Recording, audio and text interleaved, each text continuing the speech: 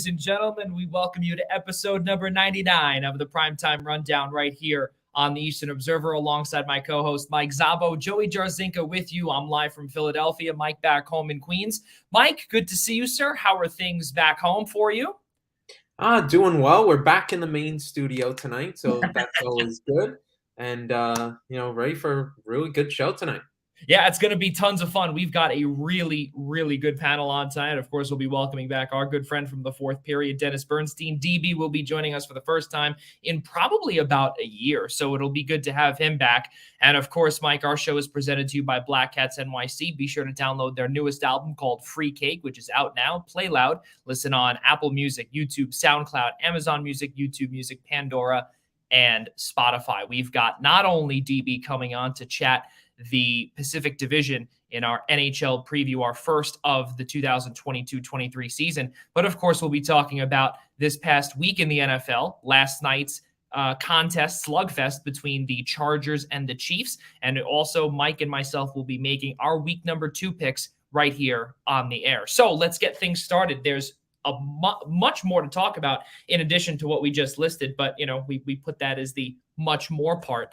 And, we were just driving through Philadelphia about 2 hours ago, and I didn't realize that, not really many places to eat where I am here. And I actually ended up over the Ben Franklin Bridge, went into New Jersey about 20 miles away from here, and just made it here in time for our show to start. So, only I would do that. It makes no sense to me, why things like that would happen. But we're here. We've got a disgusting background over there with the bed.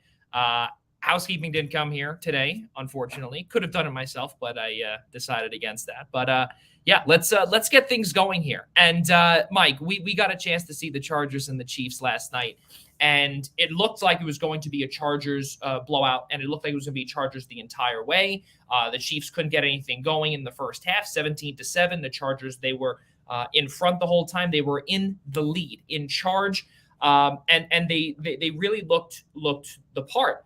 But then in the second half, no surprise, Patrick Mahomes and just everything what he brings to the NFL as a whole was on full display in the second half. Yeah, I mean, it was really just a team of, you could really tell the difference. The team that's been there and done that compared to the team trying to get to where the Chiefs are. And sure, we've spoken at length this offseason about the changes within the Chiefs. Obviously, Tyreek Hill going, being traded to Miami, and the tons of collections of wide receivers that they brought in from Juju Smith-Schuster, Marquez Valdez-Scantling, and whatnot. Yep. They still have a great core in there of the teams that have been going on these trips to the Super Bowl, 4 straight AFC championships or championship appearances and whatnot. So, and that's exactly what the Chargers want to start ascending to under Justin Herbert, under center. And you could just really see the contrast, the team that's been there, the team that hasn't, and whatnot, and really showed out in the second half. The Chiefs just grew into the game, made the key plays when they needed to make it, and the Chargers just, faltered. Herbert with the bad interception, and then, of course, you had the drive where they were backed into their own end zone, really, for the punt. And, the punt gets absolutely muffed. It only goes 30 yards. It sets up the Chiefs to really start taking the lead and control of the game. So, just some bad plays there and on the road.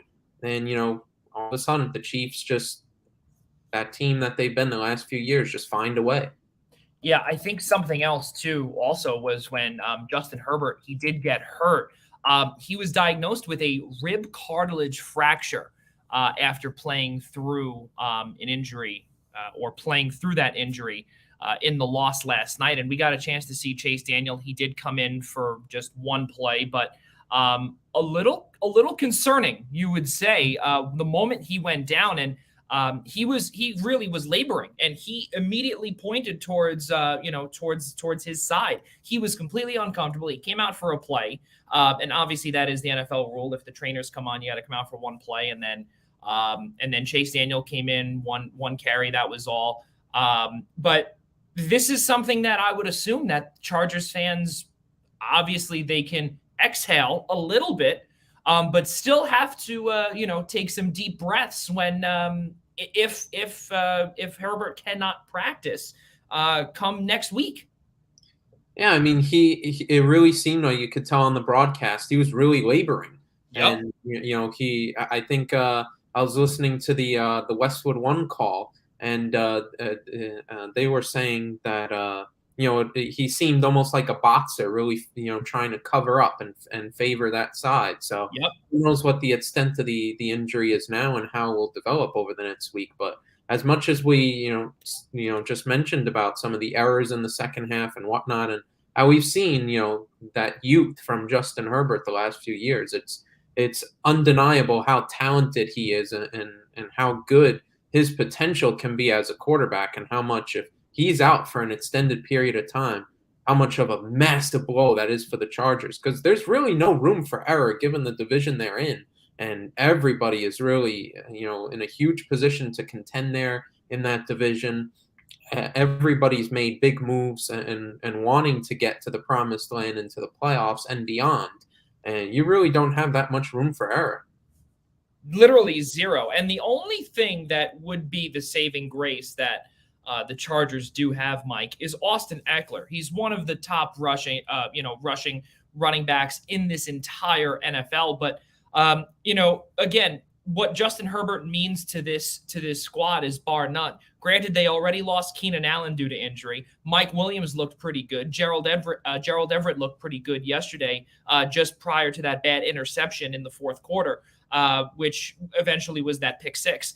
And then the whole thing too, where if he's out long term, do the Chargers become this team that obviously is they'll obviously become run heavy? But the thing to me is that do their expectations dwindle a little bit with this tough division, this tough AFC West division that they're in? Because they also have to look up to the Raiders too, who, granted, they did lose, and we'll talk about them in a few short moments in our Week 2 preview, but they've got another game to play this upcoming weekend, and it's going to be a must-win for them. So now things might get a little desperate and messy for the Chargers. And you brought it up too. Their depth is very lackluster right now. Granted, they did get Khalil Mack in that trade with Chicago.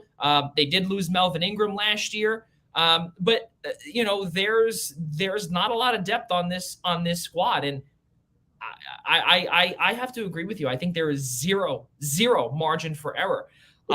It's okay when you have issues of depth, because then you have Derwin James, who's just spine busting people left and right on the field. Yeah, and you look at and yeah, right. And you look at also what Clyde Edwards-Helaire did as well. And a lot of people in the offseason, I think we were talking about them too, or talking about him too, was that Edwards-Helaire, CEH as he's better known in those parts of Kansas City, that he's overrated. He's an overrated running back, but he did not look that yesterday. 8 attempts, 74 yards. Austin Eckler had a tough day against that tough defensive line led by Chris Jones, who is one of the probably best defensive linemen in the NFL. I'm not going to go and say that he's Aaron Donald status or anything along those lines, but Frank Clark, those guys, they just clog up the middle, and they did such a good job yesterday stopping the run, led, of course, by Eckler. Things looked so good for them. And obviously in Steve Spagnuolo's defense, Mike, we know that the pass was never great. The secondaries that he's always been a part of have not really been great. But it's just that defensive line always. You look back to the Super Bowl years with the Giants, he always had a stout 4-3 defense, and he's got it here with the Chiefs. But, it was for a little while some Swiss cheese, if you will, where people would just run all over Kansas City. But last night, Eckler had a tough time. And again, now that I think about that, when we talk about this part that potentially Herbert could be missing time, if he does, and they play a defensive line or even a defense like the Chiefs played yesterday, they're in serious trouble. Yeah, I think you're in trouble anyway, because how much can Chase Daniel continue to carry the expectations of what you had of a fully healthy Chargers squad. He can be a solid backup. He's been around, he's been around the league. He's been a veteran or whatnot. But obviously Justin Herbert is the guy. One way or another, it may take a step down, and it's really going to test the coaching ability of Brandon Stanley and where they're going to go, how far they can go this year in terms of his coaching and make up for a possible absence of Herbert. To go on the Chiefs, I think you're spot on with the defense and whatnot. They always want to. Steve Spagnuolo's always wanted to have pressure to the quarterback. You never have to worry about the secondary then if you're able to get that proper rush. Yep. And I think it's something that a young Chargers team facing those kind of teams and defensive lines that the Chiefs have. It's a younger team that hasn't really, in terms of playoff appearances yet hasn't earned its stripe as much. They may struggle with it. So this is going to be a real prove it year if Herbert's all healthy and fine. Of where is this Chargers core and their maturity into trying to become a championship team? Yeah, and Brandon Staley's got a lot of work to do to see if he can, if his team can live up to the hype. So let's rewind a little prior to yesterday's week number 2 beginning. Let's go back to week 1, Mike, and we saw a ton of really fun things. We got a chance to see, of course, and again, even though I am in Philadelphia, Philly almost blew that contest against the Detroit Lions 38-35. But back home in New York, the New York Giants, they look absolutely revitalized. I don't want to say that they are, this Cinderella team that we expect to go all the way or anything along those lines. It was one game. It was one stone cold Brian Daboll call at the end that made the difference. And you saw it in the end. You saw the locker room. You saw the celebration. You saw the way that Daboll was talking to his entire locker room. It was a completely different scene than we've seen in recent years with Joe Judge, with I'm blank. Yeah, thank you very much. With Pat Shurmur. So what you saw there, for those that did not see, the Giants beat the Tennessee Titans 21-20.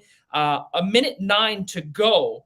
20-19 was the score. The Giants were down by 1 point to Tennessee. Do you go for it, or do you go for the extra point to tie it and go into overtime, or do you go and potentially go for the 2 and go for the win? So what does Brian Daboll do? He goes for the win, and they convert. What an amazing job by the Giants to eventually come out of what we did see. And Mike, I know we were talking about this last week. We remember when Daniel Jones was struggling so much that Brian Daboll was yelling at his quarterback. He was yelling at his quarterback, and it looked like that he was done. It looked like maybe Tyrod Taylor could potentially get some reps or anything along those lines if he couldn't figure it out.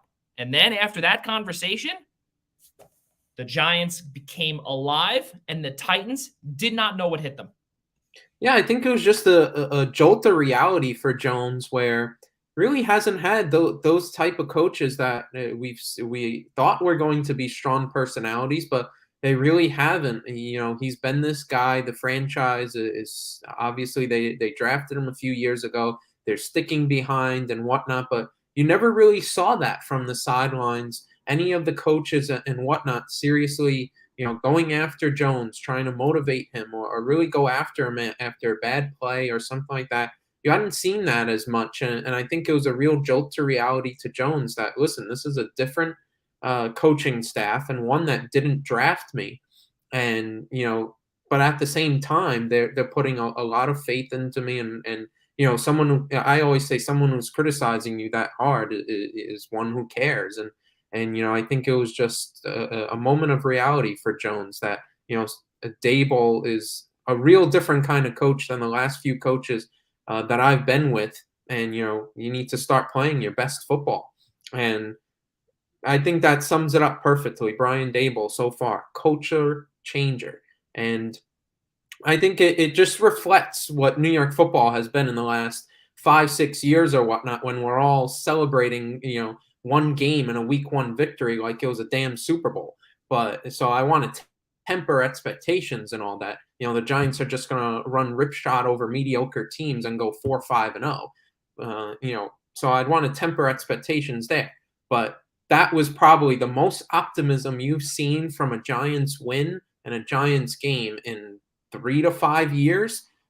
they had their moments where they looked like, all right, they can be competitive. And I think that's the biggest goal for the Giants this year is this is not going to be easy. This is not going to be quick of a rebuild yet again under a new coach. But at least there's got to be a step up, and that has to be at least being competitive. And they were absolutely competitive against Tennessee and made some big time plays down the stretch. And the biggest part of it is if Saquon Barkley may be back and we saw the return of rookie year Saquon Barkley in week 1. And if we see that again, oh boy, all the people who were looking to, just cut him off and have him traded, and I'm one of them, will look absolutely stupid. Well, I'll be honest with you. And like I said, our other co-host and our good friend Ian Schraier is not on the show for a while. Has not been on since our last Friday show, which was back in May. But the reason why I bring this up without him is because we could talk about some gambling here. And what I did the moment I crossed the George Washington Bridge a couple of days or yesterday coming here, right? I pulled over on the side and I said, let me look in my Caesars account, which had a few dollars in it. And I said, I'm putting down $5. Pretty cheap of me, right? $5 for the Giants to win the division. Oh, gosh. Listen, the reason why I bring this up is because the other topics that we're going to be discussing, the Commanders, they look pretty good. The Cowboys lost Dak Prescott, and the Philadelphia Eagles looked absolutely abysmal in the end on defense. We bring in the next topic, Mike. And the next topic here that I've got before I want to get to your topics that you like from week 1 is how long is the leash for Mike McCarthy, the head coach of the Dallas Cowboys? 19-3 was the score in favor of Tampa Bay. That is not okay. The way that Dak Prescott was playing and the entire offense was playing before Dak got hurt. It was a disaster. Yeah. Absolutely, and Buccaneers are not. That was just incredibly poor, and we talked about we previewed the Cowboys, earlier on in this summer, and with RJ Ochoa, yeah, RJ was saying how there was going to be potential struggles with the offense. You saw. I don't think everybody really valued the departure of Amari Cooper, how good of a route runner he was and how good of a wide receiver he was. And this is an offense that went from being number 1 statistically in the NFL last year to being an absolute disaster last week, just not being any sort of a factor whatsoever in the game. And I think this was a do or die year for Mike McCarthy either way, that if they did not get to at least the NFC Championship game, he was probably going to be fired. Listen, Jerry Jones has these huge expectations and whatnot, and he always does. How he hypes up this Dallas Cowboys franchise and, throw out their net worth there and America's team, like he likes to say, and all that sort of stuff.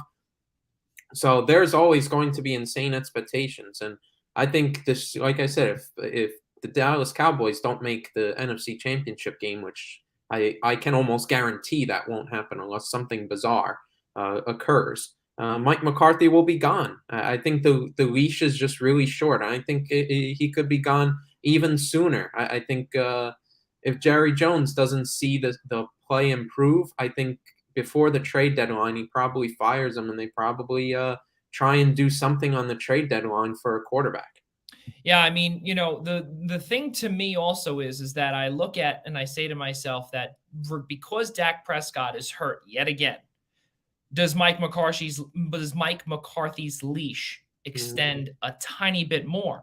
I personally don't think so. Now, I think that, again, what we have seen with Kellen Moore also running the offense too, things have been very, very stale, Now, granted, as you did say, last year they were statistically number one in almost every single offensive category last year. The way things worked, they had one of the best wide receiver cores, if not the best wide receiver trio in all of the National Football League, with Amari Cooper, CeeDee Lamb, Michael Gallup. Now, granted, one is gone and the other is recovering from a torn ACL.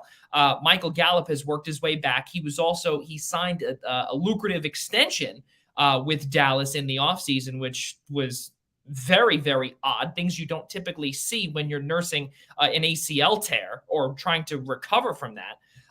But again, you ship away Amari Cooper. You still have CeeDee Lamb when a couple of years ago, as we recall, Dallas came in and absolutely swooped up CeeDee Lamb because he was not supposed to go to Dallas. There was not supposed to be a wide receiver that was supposed to go there when they already had Cooper. They had Gallup at the time. And now you see that two of those wide receivers are gone.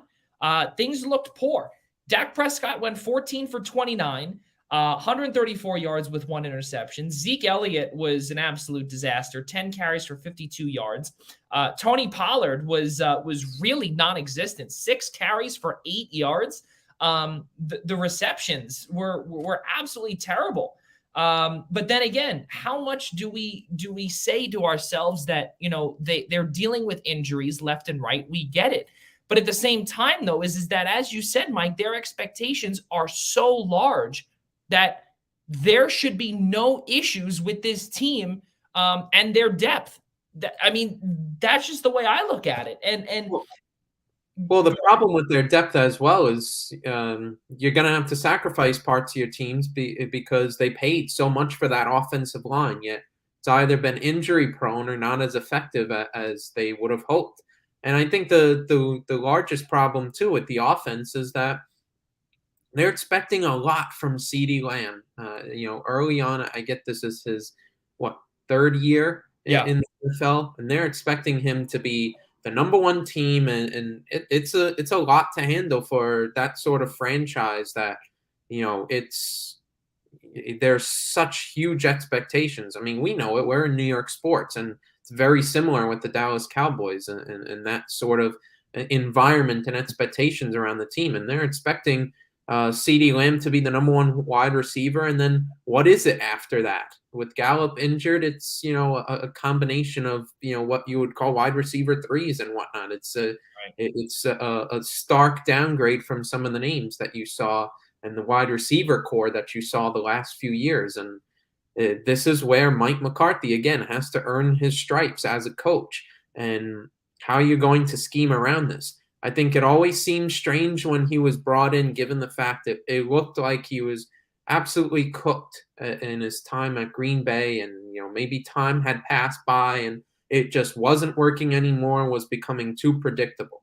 And for Dallas, I mean, since his time coming over here, it's been okay for the most part. They've been a good team, but not as good, of course, as what Jerry Jones wants it to be and return it to the glory days, and it just hasn't been there. And we've mentioned it in the offseason, the specter of Sean Payton out there. And, if it doesn't happen, like I said earlier, if they don't get to the NFC Championship game, they try and lure Sean Payton, and I would be surprised if he wouldn't be the Dallas Cowboys coach by this time next year. Yeah, Yeah. And, I mean, defensively, it just looks... They look decent. They look decent defensively. Or was it Tampa Bay struggling? Maybe it was a bit of both. I think that there always seemed to be a little banged up earlier on in the year. When we talked with our good friend Evan Winter, it's always, the occasional, Mike Evans hamstring, Chris Godwin still recovering from the ACL. He got hurt again. He got hurt, hamstring problem now. Yeah, and Julio Jones, we never know how much we can expect with how injury-prone he's been in the last few years, although he had a pretty solid outing.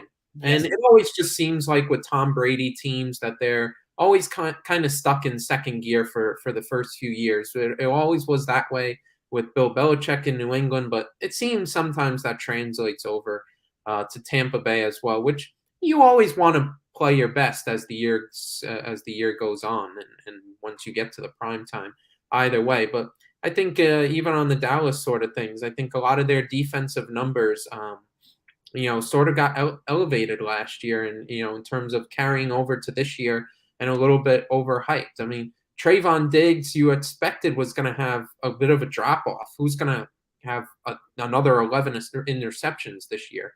But even with all the interceptions, it kind of hid the fact that he was consistently getting burned in coverage every single time that, half the time they target him. So there was always going to be a little bit of a drop off there, and with the defense. But I mean, boy, there's a lot of concern right now down there. And Mike McCarthy really better figure this out quick and not end of the season quick. Yeah, absolutely. And since also week number 2 is upcoming in the next, or rather we are already in week number 2, which he's got to get things going pretty much really quick, because now they're hosting the reigning AFC champion Cincinnati Bengals this upcoming weekend. So speaking of the Bengals, before we get to the Commanders, Cincinnati, they fell to Pittsburgh. They fell. Joe Burrow, four picks. T. Higgins got a concussion. Mike, my question to you is because, a lot of people probably might have thought, and I was one of them, was the Super Bowl run a fluke from last year? Yeah, that's the exact thing I wrote down in my notes. Is this going to be a sophomore slump for Joe Burrow? And it's really tough to say right now, because the Steelers, always a great coach defense and whatnot, but I think we do see. I think we'll probably see a little bit of a slump from Burrow. I don't think it's going to be interception prone like we saw there, and 4 interceptions last week. But I think we'll have to temper our expectations from them just being, the really great team that they were last year and making that run to the Super Bowl. Not saying that they don't have the capability, but I believe they lost a couple of guys on that defense from last year. And, a lot of now everybody knows Joe Burrow as well, where last year, due to the injury 2 years ago, not really everybody had seen him in the league yet and whatnot. So I think there's going to be an adjustment period. Now, people know who Joe Burrow is. People know what the Cincinnati Bengals are like. They saw the great run last year, and coaches and leagues always catch up a little bit, and vice versa, how you adjust. So I think there's going to be a little bit of that period. I think, I don't know if I want to say it's a slump. That all was a fluke just yet, and it's going to be a sophomore slump. It was just week 1, but the signs are just not looking good at all. And you know what, though? For me, I feel like it's a tiny bit, and keyword is tiny bit early, to say that, just because when you look at some of what the problems were for Cincinnati a season ago, it was the offensive line. That was an absolute disaster going into really the season. Was how is Joe Burrow going to hold up after he tore his ACL back in the 2020 season? That was his freshman campaign. And then last year things looked good. And now, things are a little bit off. Again, exactly what you said. You have to temper expectations. I think a lot of people were so high on what this Bengals team can do. Now, granted, what we have seen with their head coach and Zach Taylor, it looked good. It looked really good last year. I personally thought they were going to win the Super Bowl the way that they were playing towards the end. They were unstoppable towards the end. And again, it just, they simply could not get it done. They just by taking a peek here and seeing the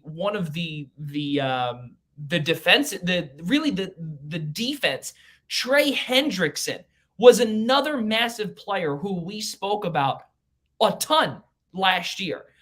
We also spoke about Eli Apple, Giants legend Eli Apple, who played fantastically down the stretch. Granted, he did get burned by his former teammate and Odell Beckham Jr. in the Super Bowl. But again, what we got a chance to see last year, I don't know if we can see again this year. And also, too, we do remember there were times when Their freshman kicker, Evan McPherson, was an absolute fierce player, no pun intended. He really was phenomenal last year. I don't expect that to happen again. But He's the a Steelers, 65-yarder, Joey. He's going to be – if Cincinnati's going to have issues, it's not going to be because of their kicker. I can no, tell I'm you. aware of that. But all I'm saying is that everything from top to bottom, expectations have to be tempered. Yeah. Everything from top to bottom. The next thing here that I've got in terms of my top 5 things. Well, before I get to my thing, Mike, for you, what are your what are your headlines in terms of what you got to witness in week 1? Well, my first one, I'll start off with the season opener, and that, frankly, the Buffalo Bills are as legit as we thought they were going to be in the preseason and whatnot. I mean, they just showed on Primetime against the defending Super Bowl champions. They are absolutely and should be considered the favorites to win the Lombardi Trophy this year. They look like they're firing on all cylinders. Josh Allen looked absolutely fantastic. Singletary had a pretty good game as well. You had Gabriel Davis seeming to emerge as this great, wide receiver number 2 threat. It's a fantastic deep threat for Josh Allen, continuing what he was showing in last year's playoffs, which would be absolutely huge for Buffalo to have another great weapon around Stephon Diggs. And then, I mean, that pass rush, you just can't get over that pass rush. You were talking about it last week. And, the addition of Von Miller, having that guy, we talked about before, and that guy on the defense that everybody has to worry about, create opportunities and whatnot, and just that impressive secondary as well, that impressive defensive group all around. They have all the tools that they need in order to win the Super Bowl this year, and they just had as good of a week 1 as anybody could have had. And the best part about that too, Mike, is that they were missing their cornerback number 1 too, in Tre'Davious White. They were missing him. They still had Jordan Poyer over there in the backfield, or in the secondary rather. They also had still obviously Micah Hyde back there as one of the safeties too. Things looked really, really good. But for the Rams, though, they're still missing. They're still missing some pieces now, and we were talking about that too, because they've got another crucial game against Atlanta. Now, obviously, Atlanta is no Buffalo, but there were a lot of issues that were exposed by Buffalo for this LA Rams team, and we'll obviously get to talk about that next week. But I can name a whole ton now. We already named last week, but the Rams are a team that a lot of folks have to watch out for. And I don't think that they have what it takes to get back to the Super Bowl. I really don't. And that's going to be my bold prediction right now. And which is why also when you look back at our Super Bowl picks, both you and I chose Buffalo over obviously Tampa Bay and San Francisco respectively. But the Rams, they have a lot of work to do, Mike. They've got a lot of work to do, and I can see. And I think, again, Atlanta will try and expose every single thing that Buffalo did. And I don't think they're going to do it to as best of the ability that Buffalo is able to do. But if they can't figure things out, there could be some problems out in LA. They might, and when I say I'm not going to say problems, like they'll make it back to the playoffs, obviously, but there needs to be some fixing on the offensive line. Andrew Whitworth retired. That's a big loss. One of the best left tackles in the league is gone, and that now hurts the blind side of Matthew Stafford. Don't get me wrong. Where's Allen Robinson? Yeah. Well, that's another thing too. Is that, but that at least with Allen Robinson, you can begin to gradually fix, because that is just a chemistry thing, I believe. And you heard it too from Matthew Stafford, and you heard it from the entire team was that, yeah, it was a matchup issue where that's why he didn't get a lot of looks. He didn't get a lot of targets. He didn't really get anything. Granted, If we see it happen again, then some questions will arise, and I can't wait to read up on our friend Cam De Silva and see what he's got there with the Rams Wire from USA Today. Mike, what else you got with your top headlines from last week? Yeah, I mean, we went through already with Joe Burrow and the Cincinnati Bengals, and of course the Giants as well. One thing I'll go on next is what is going on with the AFC South division. I mean, my goodness, I don't believe that they. I think they're the only division that was completely winless. They were this week. And of course, the Colts and the Texans played each other and played out to a 20-20 tie. I mean, the Titans, of course, losing on a missed field goal to the Giants, which, for a team and the expectations they have of winning the division, going back to the playoffs and all, that's a really bad loss at home in week 1.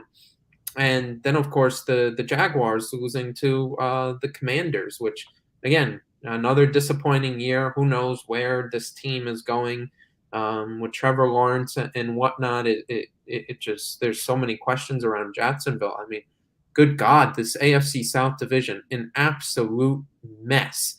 And the two teams that we expected to sort of rise to the proverbial cream of the crop in that mediocre division, in the Colts and the Titans, I mean, they just really didn't live up to that. Just a lot of bad signs from them, and the coach just don't seem to have that edge. Whether it's we want to give credit to Houston and trying to be competitive and trying to take the next step and whatnot in the rebuild and being a lot more competitive than last year, or simply the Colts in these close games and whatnot, just not having the edge. The defense needs to make that one play or whatnot. They missed. They had a lot of issues with kicking. They got rid of Rodrigo Blankenship. They missed a couple of potential game winners and whatnot. So you had a lot of special teams errors that really cost them. Week 1. So that division is just, as a whole, is just an absolute mess. Oh yeah. And then the other thing, I'll maybe stick Mike Tomlin in there as well, but I just want to give Pete Carroll a shout out.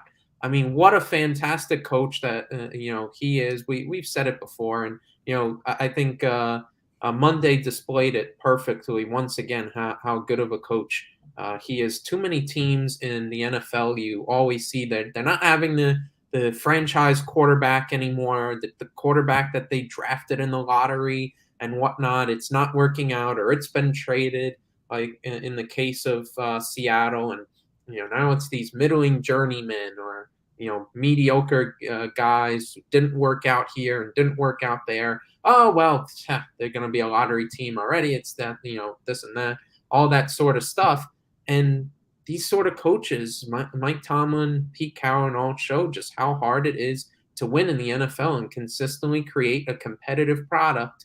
You thought the old gunslinger and Russell Wilson coming back, for his homecoming and all, leading, his new young buck team and all, going to be this playoff hunt campaign or whatever. Pete Carroll said, no, it's not going to be that easy coming in here. And they won a game with Geno Smith behind center. I mean, good God, Geno Smith. Giants legend Geno Smith, yes. There you go. So it's just so impressive how well he coached there. And conversely, some of the rookie head coaching errors there from Denver. Yeah. Now, week number two. These are my headlines, which really, Mike, is just, it's unfortunate that we're going down this road. We are going down the road of the big W. And for those that do not understand what this W is, that is the W from Wario, from Mario. Because I have zero respect for the Washington Commanders because I hate the name, and I think the Washington football team sounded better. I really do. I think the Washington football team sounded better. So now, when we discuss the Commanders, it will be the Warriors. That's exactly where we're going to go down. So, with that being said, I personally believe, can Carson Wentz replicate his performance from last week against the Detroit Lions? I don't believe so. Last week, Mike, we got a chance to see what Wentz was able to do. He had 313 yards, 4 touchdowns, 2 picks against a brutal Jacksonville team. But the Detroit Lions last week looked fantastic for the most part throughout the entire game, and then they put it on in the fourth quarter. Can the Commanders, or the Warriors, as I say, can they potentially, and I can't believe I'm saying this, but upset Detroit? They're no longer an easy out, the Lions. Yeah, I mean, the Lions just they looked really good even in a loss. DeAndre Swift, whether he's going to be healthy this week or whatnot, we'll see. But they have a really good running back tandem in Swift and Jamal Williams. Oh yeah, it's the offense just looked really good overall. Dan Campbell and sort of the energy that he brings and all, it looks like there's something that you can work with there defensively. Certainly the talent over time certainly has to be upgraded and improved, but I mean, there's something to build around there. I think for the Commanders, I think what I really liked seeing, Curtis Samuel looked really good. oh yeah, oh yeah. I think the San Francisco 49ers need to sue for copyright, as Curtis Samuel was doing his best Deebo Samuel impression with 55 yards in the air with the touchdown, and then the 17 rushing yards. So, yeah, an interesting weapon there, and of course, Scary Terry doing his thing. And Jahan Dotson, too. Jahan Dotson looked great, too. Penn State's very own Jahan Dotson. Yeah, he looked great, too, Mike. They have a really good, they have a really interesting wide receiver core that we'll see. It really all determines on the play of Carson Wentz, which has really seemed like the theme for the Commanders in the last few years.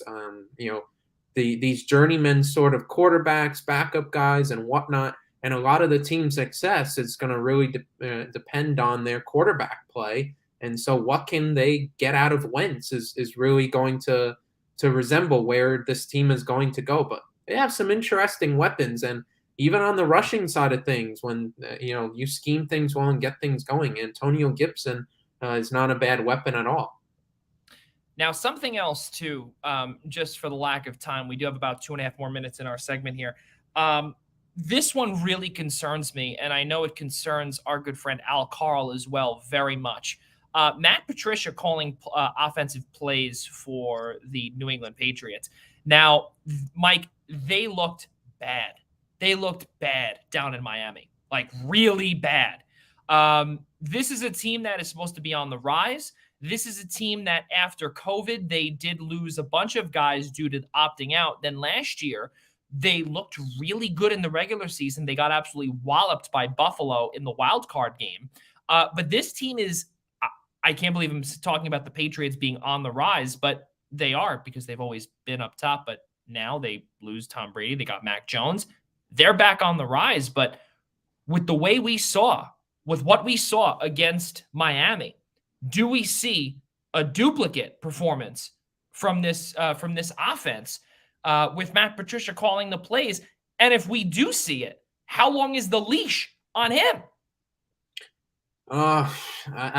It looked really bad. I don't think the leash is going to be that long. You know how Bill Belichick wants to coach his teams, the expectations and whatnot, the culture that's been built, Tom Brady there or not at this point.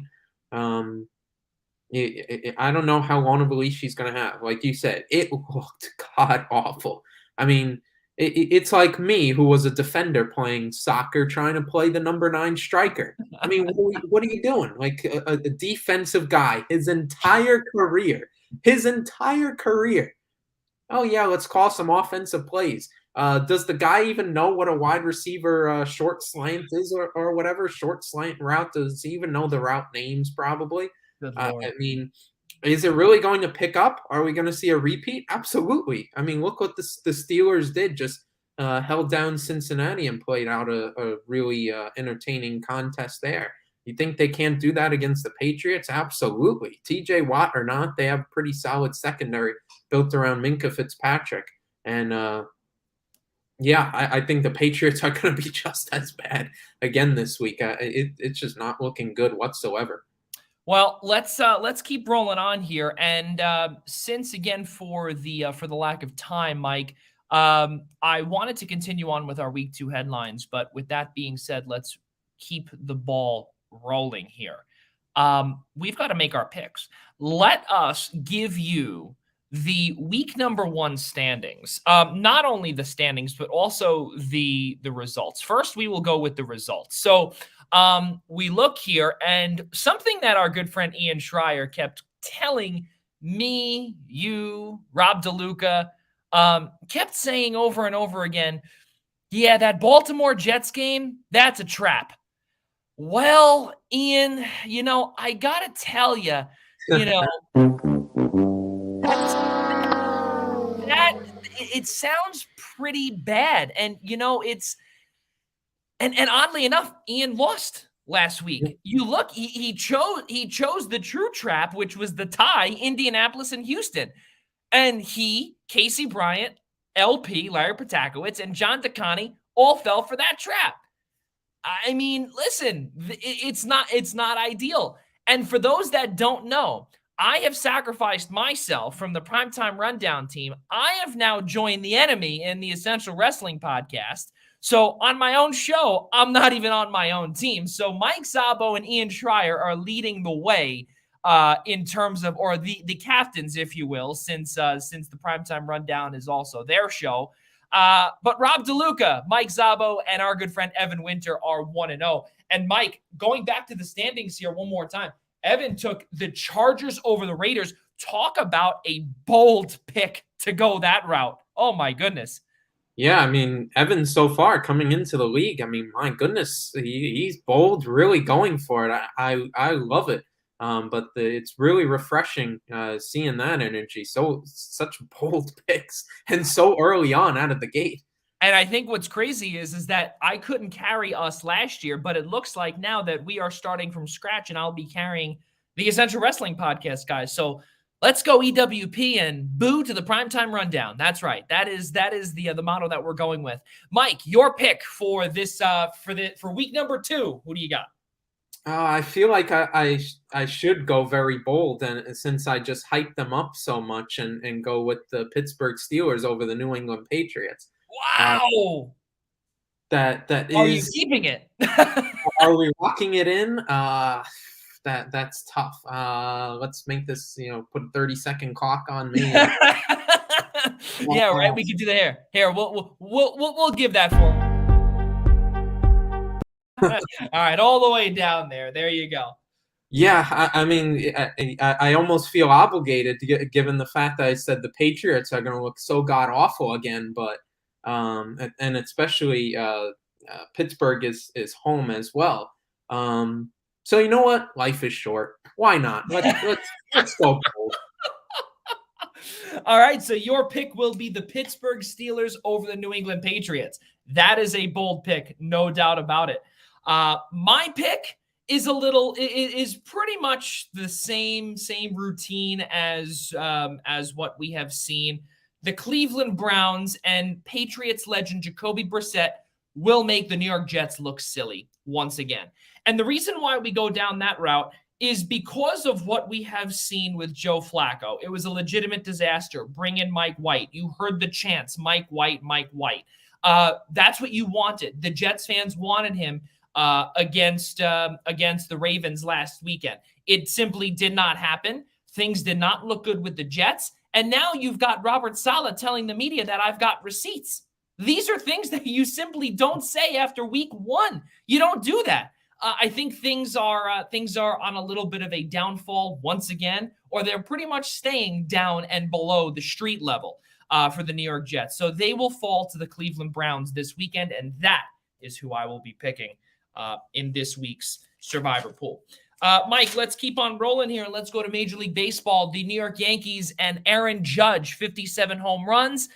He's well on his way to 73. Will he get there? I don't know. Chances are very good he will be breaking the Roger Maris's record of 61. But also something else too is that this New York Yankees team, they all of a sudden have revitalized, and now they've won 4 straight. They're 6.5 games up over the Tampa Bay Rays. And now it's almost like another jolt of life here down the stretch. And now what we're hearing too from some reports is that Harrison Bader most likely will be in Yankee Stadium come Tuesday night, ready to play. Luis Severino will be ready on Wednesday against Pittsburgh.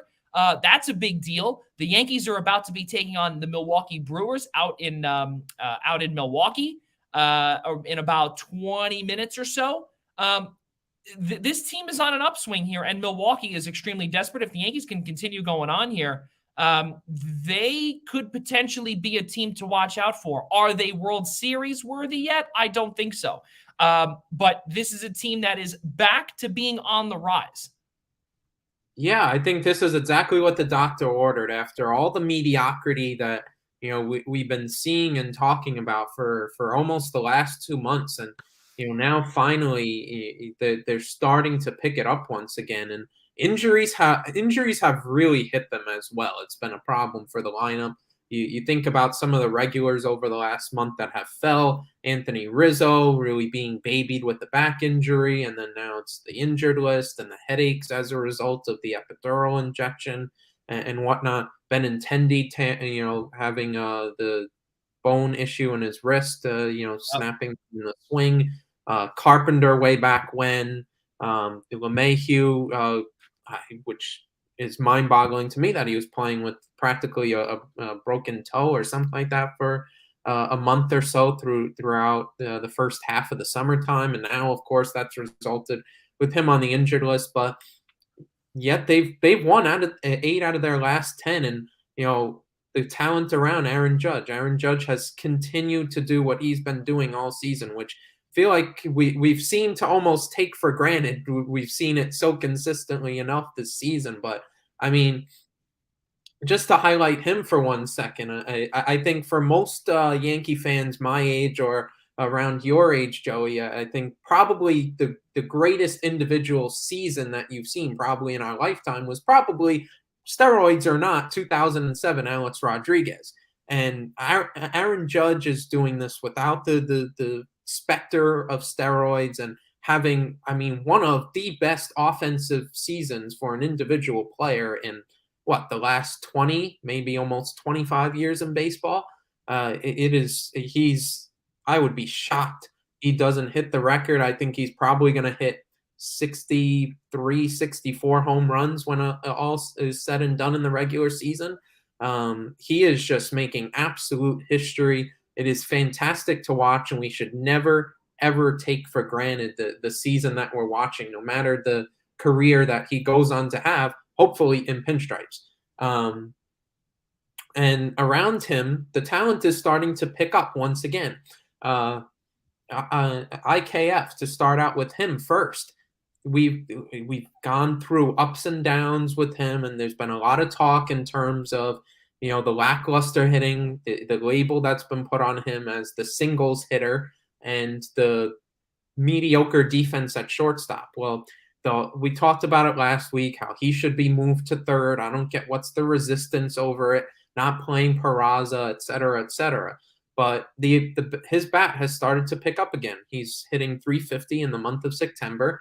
And as much as people really, criticize his offense and all, he's been outside of Judge, of course, he's been the Yankees' best performer with runners in scoring position this season. He hits when you need it the most. And yeah, he's a ground ball hitter or whatever, but he's getting the hits when you need it the most, and he's starting to heat up again.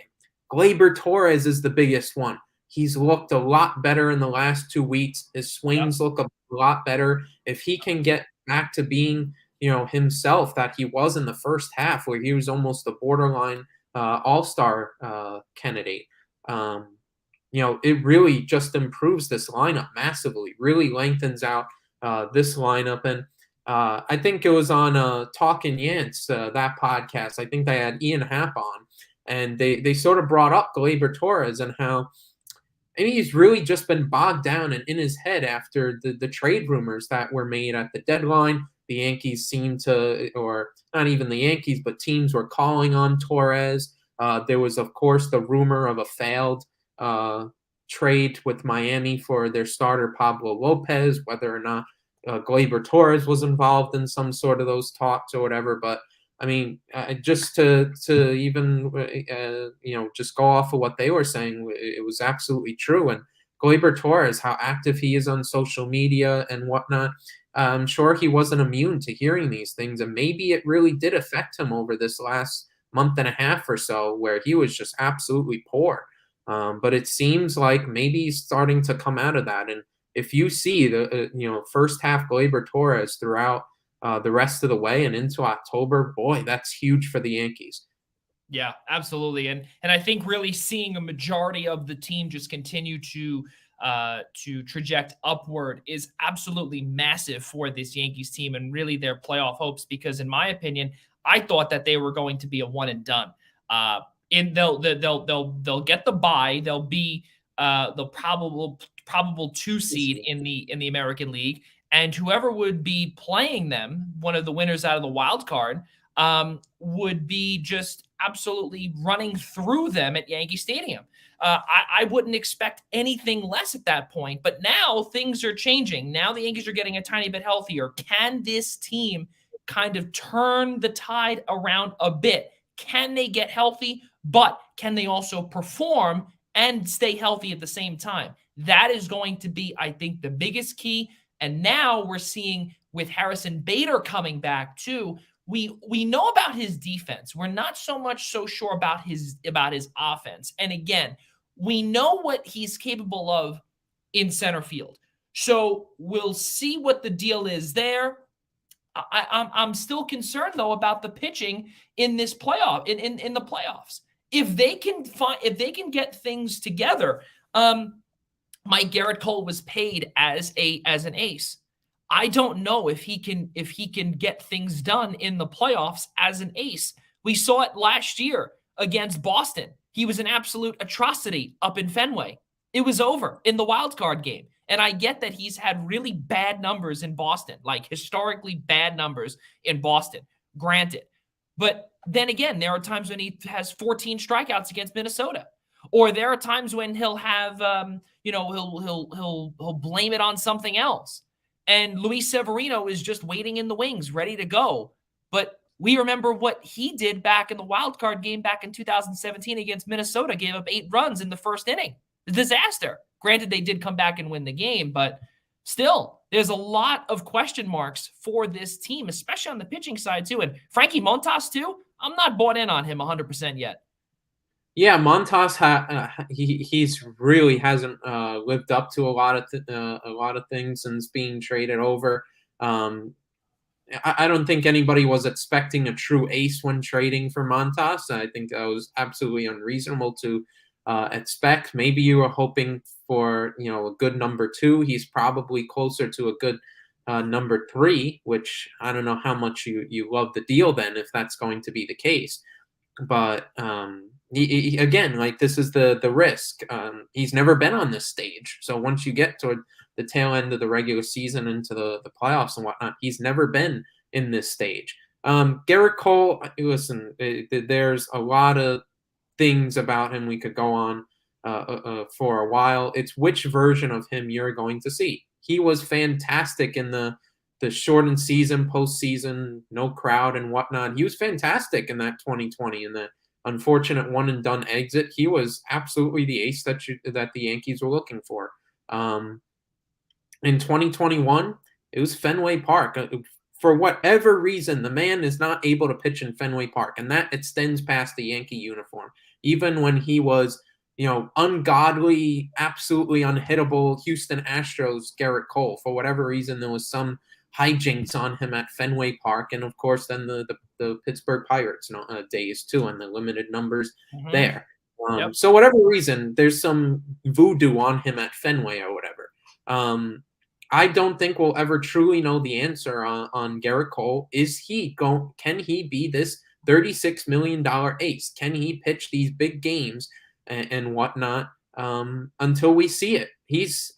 Ever since he got shelled against Seattle in Yankee Stadium in the beginning of August, he's been absolute money for the most part, except for the Fenway start that we've recently seen. Right. Otherwise, he's been really strong. So it's really just what version of him you're going to see. You want to see more of the 13, 14 strikeouts that we've recently seen, the great performance that that you mentioned that he recently had on the Twins. I think he can be that. I personally do believe in Garrett Cole, and I think especially numbers 2 against Yankee Stadium. No matter what, he's going to be the game 1 starter, and I think you could be fairly confident enough that I think he'll deliver a good start. But I do understand the concerns. So you look at and you say to yourself about the New York Mets, who have concerns of their own, Mike. And right now, with what the Mets have come in with, they've only won. They're 5-5 in their last 10. They've won 1 game. They're playing Pittsburgh right now. They're up on them.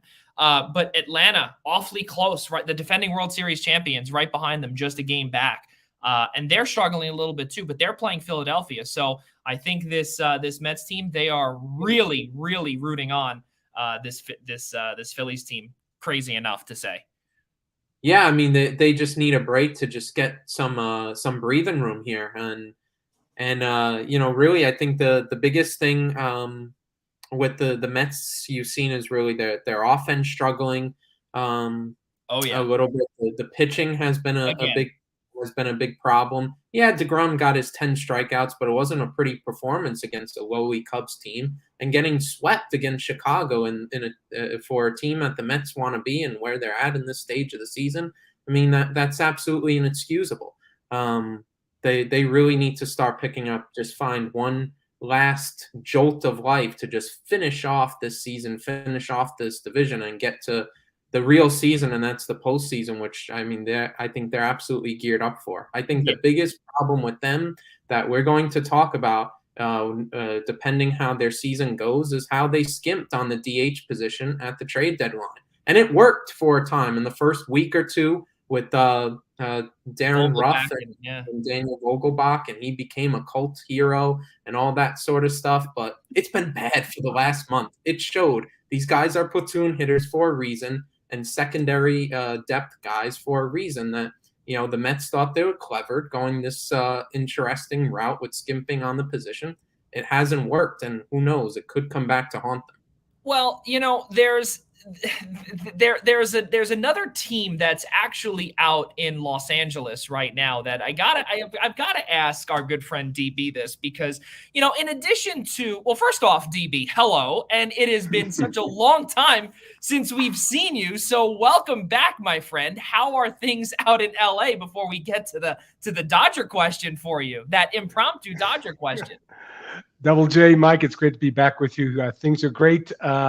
The summer was welcome. The break was great. We did the Cup final. We did the draft in Montreal. And the first 2 weeks of August was great for a rest. And then about the middle of August, I said, let's go on board.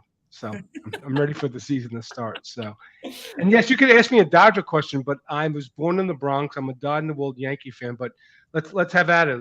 What's your Dodger question? Well, I think the thing is that we know that the Dodgers, though, they're 98 and 44. They've locked up the NL West, but I think, and this will make Mike laugh, but there's a guy, Mike, that we were talking about pitching and everything like that. There's a guy that's on the Dodgers, Yankees legend Andrew Heaney. That the Dodgers, I tell you, I mean, hey, listen, I don't know. In all honesty, though, obviously he's not going to be the savior, but. Right.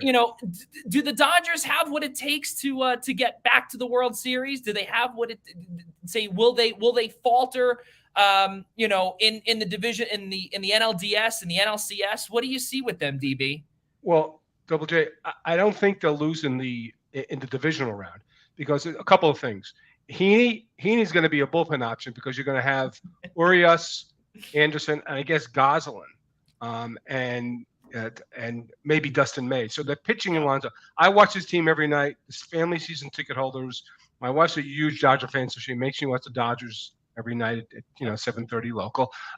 You look at the top 4 of that lineup: Mookie, Trey, Freddie, and Will Smith. That's tough.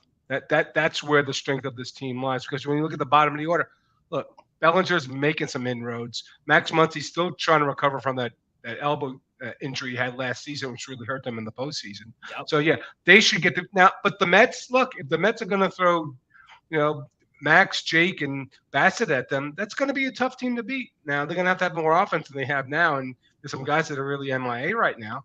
But the Mets Dodgers would be intriguing for me. Could the Dodgers go? Absolutely. Could they win it all? Without question. This team is a machine. And I think just Freeman, if you watch what Freddie's done the last couple of weeks, he's gotten to the conversation about the batting title. He's ruining, Goldschmidt's Triple Crown year. This is a dangerous, team. But I think it's the pitching. Because is anybody afraid of the names that I mentioned, the rotation? So I think that, and Craig Kimbrell, he's been great lately. But you look at his numbers, they're kind of ugly. Yeah. But when you're 50 games over 500, the games don't matter, guys. The games haven't mattered since, I think, June, when there was like a 1-game lead between the Dodgers and Padres.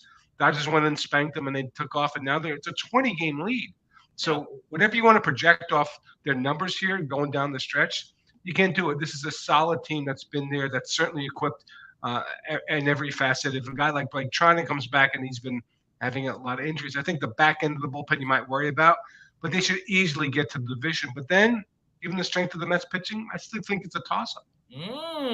Look at that little prediction there from our good friend DB across the way. So, ladies and gentlemen, let's of course properly introduce our good friend DB. We have not seen, ladies and gentlemen, Dennis Bernstein, one of the co-hosts of the fourth period, the Hot Stove on Sirius XM NHL Network Radio Channel 91, the Hot Stove powered by the fourth period. So, DB, let's get into it.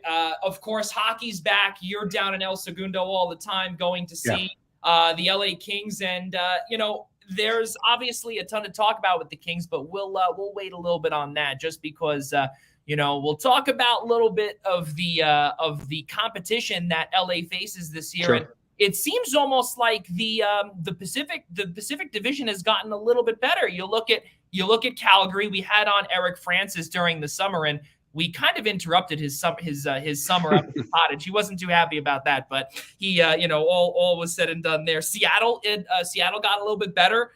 Edmonton finally shored up their goaltending situation, which was a nice thing. Anaheim is still in a rebuild. Vancouver, I don't know where they are, but they locked up JT Miller.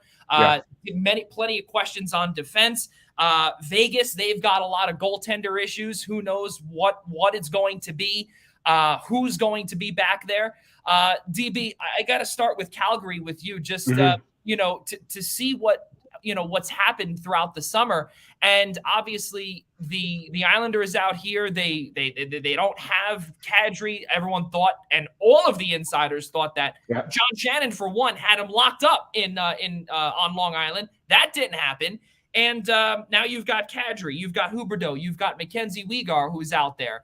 And the latter most likely going to be signing an extension at some point with Tkachuk out now in Florida and Gaudreau now in Columbus. This team, did they get better or are they the same as last year? Well, I don't think anybody had a better summer than Brad Treliving, right? Because he had to do that, right? Johnny walked. Matthew Tkachuk was not going to be a long-term player in Calgary. And so at the 11th hour, looks what he's done. They're different, JJ. I'm not sure they're better. I think they'll be about the same because they'll be more dangerous with Kadri and the grit that he brings and the feistiness replaces what Tkachuk had, right? Huberdeau and Johnny Gaudreau, that's probably a push with respect to production. But what Kadri does, it makes them more dangerous down the middle because you traded Sean Monahan away to Montreal. You got to pick for him, whatever. Who cares? Doesn't really matter. But then you go Lindholm, Kadri, Backlund down the middle. That could be a championship, the center ice position with respect to its depth chart. I'm not sure they're going to be a lot better than last season because they had a perfect season last year. They really had. And here's the thing. I know Kadri makes them better, and they'll probably sign Weegar, and he's a really nice add. That's a great trade for them. But when they lost last season to Edmonton, the same thing happened to one player in the playoffs for 2 consecutive seasons, and that's the goaltender, Jacob Markstrom. He wore down. He was not the same player. They were talking about him for the Vezina, halfway through the season, and I think he's one of the primary reasons that Calgary lost in the postseason to Edmonton. and that's with Mike Smith and goal in the other net. Like, he just wears down. He plays too much, and that's the one thing about Daryl Sutter. He rides his goalies, and I don't think if Jacob Markstrom is going to play 60, 58, 62 games, then you got to check out and see what he's going to do in the postseason. So yes, this is a very dangerous team.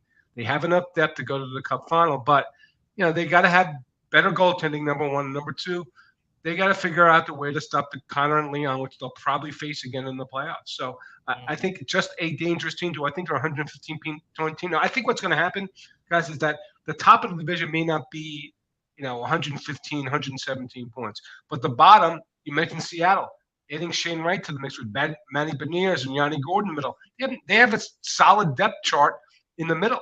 Anaheim, look, you're going to be entertained by Zegras and probably McTavish this season, but not much more.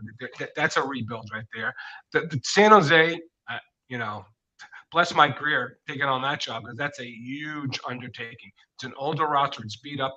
Finally, they solved the issue with Evander Kane today, which is a good thing for them. They can move on from that.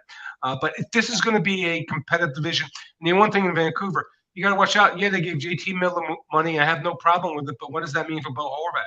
I think that's the one guy you're going to look at that could be on the move, because I'm not sure they're in a position to pay Bo, if they're going to pay Brock Besser, if they're going to pay Elias Pettersson. So it's going to be a very interesting division. But when I handicap this division, I think it lays up for the first four teams the way it did last season. So I think it's Calgary, Edmonton, LA, Vegas, Vancouver, although I don't know about Vegas, guys.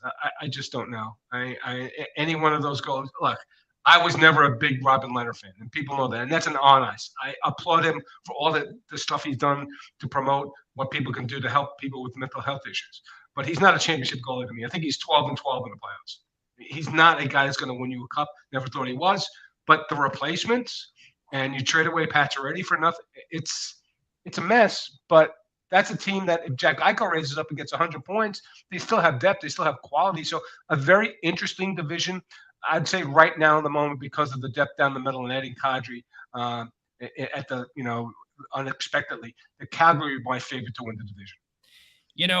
DB, it's wild to see with Vegas, because I think we've said this, and I think we've said this with you before, is that I couldn't stand, and I think I've said this to you personally as well, is that I could not stand what Vegas had started to do, where they traded away Nate Schmidt, they brought in Pietrangelo, and you heard from a few players there too, and I'm sure you can vouch for this too, was that they were kind of turned off by the continuous, they sign these big contracts and then they're shipped away because they found someone better. I don't want to say it's almost like karma is coming back to bite Bill Foley and the entire Vegas, the Vegas team in the butt, but it's, when you look at all of this stuff here, it's almost like quite possibly the chickens have come home to roost here, where now they're beginning to kind of, don't get me wrong, they have a fantastic roster, but they've got those injuries where, one injury might exactly make or break their season. You look and you saw they made the trade for Aiden Hill, who I don't know, are you going to expect maybe he might be the number 2? Logan Thompson would be the number 1. Like, there's a lot of question marks there in Sin City. Yeah, well, I think, JJ, to talk about the top of the food chain, it's the shiny toy theory. Every offseason, they made a big splash. And that's because the owner is very visible. He's in the locker room after games. And I get it. He owns a team. And look, the first year skewed everything. Right? There was going to be a pattern of building this team. And then they got to the Cup final. So you throw that one plan throws out the window. Now we're going to go be aggressive. And look, the fans love when they were aggressive. And then when it didn't pay off and they didn't perform in the playoffs, it's fine. So, there are grumblings about how players are treated there. Yeah. But you know what? There's a salary cap, and everybody can't play in New York or Los Angeles. So you got to go play there, and they still have a formidable roster. It's an older roster. It's right now the window's about to close. But I can't think that Mark Stone, when he signed, and I love that player, a heart and soul guy, I don't think he signed up for the fact that Max Pacioretty's now he's on the sidelines now with an torn Achilles, that he was going to Carolina. I don't think that when he lines up, and no disrespect to Chandler Stevenson, who's probably going to be the de facto left winger on that line, he didn't sign up for that. So I think that there's a question of chemistry. I do think they'll be better with Bruce Cassidy. I think certainly they'll be a different type of team. They have a shot at making the playoffs, but yeah, you look at that goaltending depth, and I'm like, okay, they do like Logan Thompson, and maybe he is the guy, but he was undrafted, right? So I don't really know. I think there are huge changes in Vegas if they don't get to, let's say, the final this season, because I think this is it for McPhee and McCrimmon, because they've made mistakes. You can call them mistakes, but is the team better than Calgary or Edmonton, or you go to the Central, Colorado, St. Louis? No, they're a packed team, and I wouldn't be shocked if they didn't make the playoffs. But to say that with this team, with all the moves they made and big time moves, to miss the playoffs in consecutive seasons, I don't know how that's going to. I don't see how that would sit well with Foley. I think there'll be new management in that team, so they're under the gun from an on ice and certainly from a management position in Vegas this season. Mike, take it away. Yeah, DB, you talked about goalies, and let's talk about Edmonton for a second. And they went to the conference final with not the best of goalies in Mike Smith, and they finally get one in Jack Campbell, and yet, I mean, what's the expectation would you see really in Edmonton, and how much farther could they go? Is this going to be what can take McDavid and Draisaitl all the way? Is this enough? Well, here's a caveat. Jack played here in Los Angeles. He's a great guy. All his teammates love him. He is one of the nicest, most lovable players in the league. But he hasn't went around, has he, in the playoffs? I don't think, because he played in Toronto and they don't get out of the first round. So, Mike, here's what it does, though. You will not see that soul-sucking goal that Mike Smith gives up from center ice in the playoffs. Like, I was in the building in Edmonton when that puck went in the net from center ice. That's not going to happen because you don't know what you're going to get from Jack Campbell. I think if you have a decent defensive effort in front of him, you're not going to give up those pivotal goals at the wrong time where the guy's out of position or flopping around. So I think from a mental standpoint, a mental approach, I think they'll be more secure if they were going into, say, to a divisional series against Calgary again. I think they feel better about their goaltending with Jack Campbell in that. That said, Jack hasn't done anything in the playoffs that would warrant saying, okay, is he better than Mike Smith? When you're in the building and you see the puck go in from center ice, and you see Edmonton, there was no louder building in the playoffs than in Edmonton. When you feel and see the air get sucked out of the building when a guy gives up a goal like that, you just can't have that. And so I think that, Mike, is going in. They'll say, okay, we know, like, yeah, Mike Smith get hot, but when he's bad, he's going to lose you a series. I don't think. Let's put it this way. Coming in the season, I assume Edmonton's going to be in the playoffs. If they lose a series or they don't go to the Cup final, I don't think it'll be because of Jack Campbell. So because of that, I do think it's an improvement in net for the Oilers. Yeah, and just going off of that as well, we talked about Calgary, we talked about some of this top line, and you know what? Let's talk about the Kings as well. This is a year they made the big trade for Kevin Fiala, and where is this team in terms of trying to take that next step and getting back to where they were earlier in the 2010s? Well, the next step would be a divisional title, right? They had 99 points. Adding Kevin Fiala, who was an 80-point-a-game player, a dynamic player. And I know people kind of focus on goals, guys, but I look at Kevin Fiala and I see 53 or 51 assists last season. He's a playmaker. Yes. That trade, and I've said it publicly, I've been begging Rob Blake to make a trade like this for 3 years. Like, use some of your assets. Like, I don't know, like Brock Faber was supposed to come to Los Angeles and be here for 10 years and wear an A. Well, he probably didn't even want to play in Los Angeles because he wasn't signing. And the first round pick, who cares? Like, I'm not a prospects guru. I want every time you get the best player in the trade, you won the trade. And Kevin Fiala makes this a more dangerous team. Now, I'll say one thing. Victor Arvidsson had surgery on his back in June for a herniated disc, and I'm not sure he's going to start the season. So, yeah, adding Fiala to that top line. And the key to adding Fiala to the top line, guys, is I mentioned his playmaking ability. If you look at the year that Adrian Kempe had, great goal scoring, but he had like 19 assists. He's not a good passer. Kevin Fiala can make plays, can make passes. I would have liked him to chase Johnny Gaudreau. People in LA think I'm nuts, but that's been a longstanding theory about me. But they needed that type of player. But here's the thing. Here's my question. Would teams like Colorado and let's say Florida and Tampa Bay, you know their core players. You know their core 4 or 5. Right? Who's the core 4 or 5 in Los Angeles? It's still Kopitar, it's Doughty, maybe it's Quigg, it's Fiala. They don't have the elite talent that says, okay, they can go up against Colorado and win a series. They can't, not at this point. They're a better team. And not only that, their system was great, but they didn't get great goaltending. If you look at their statistics last year, guys, there's no way they were a 99-point team. They were +3 goal differential. I think they were like 20th in save percentage. Like their power play was awful, but they bought into their system that Todd McClellan came in. This was a system team. Right now, you add 85-point score. They won a lot of close games, guys. And you know what's going to happen with the goaltending? Cal Peterson was supposed to be the guy last year, and Jonathan Quick said, "Not so fast." He did a Lee Corso on him. It's not so fast. I'm the guy. And he started, I think, 50 some odd games. He started all 7 games of the playoffs. And John now is 36 years old. He's in the last year of his contract. What's going to happen here? So, Mike, I think they'll be in the conversation for the division. They are not yet an elite team because they need. First of all, here's the first guy at the top of the food chain. They need Quentin Byfield to score more than 5 goals in 40 games. They need progression from Arthur Kaliev, who had a great season for a rookie. I think he had, 16 goals? But he had 13 in the first half. He finished with 3 in his last 33 games. He was a non-factor in the playoffs, was a healthy scratch. They need the kids that they've talked about forever now to emerge. Because now it's not, is this going to work? No, you have a system in place. This team plays to it, their identity. They don't give up much.